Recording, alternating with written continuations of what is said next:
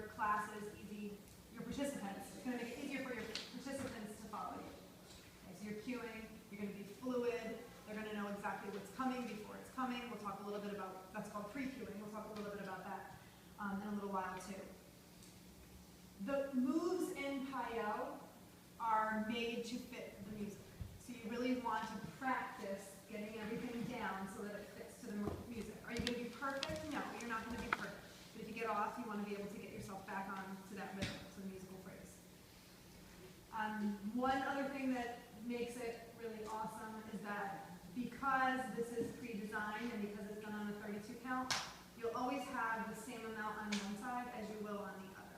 So sometimes in freestyle classes, you'll do something on one side and then you go to the other side, you may do more, you may do less, you may not. But this will make it nice and balanced for you guys.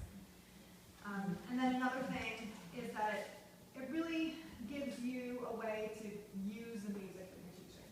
And that just gives your class like a whole new level of awesomeness when you can really use the music to teach. They're going to be listening to you, but they're also going to be able to feel it. And in Payot, you're feeling the music a lot, especially in the flow sections.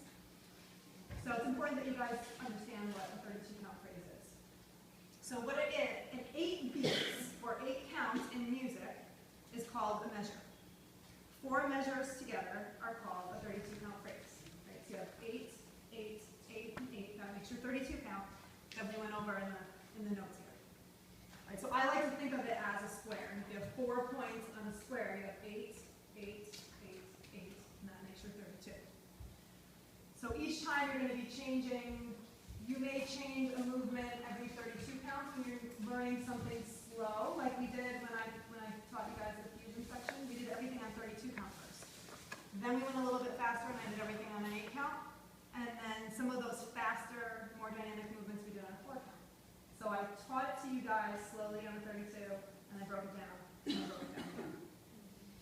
Right, so what I'd like to do is I'm going to put on some music, and we're going to actually count it out so that you guys can actually hear what the 32 count is.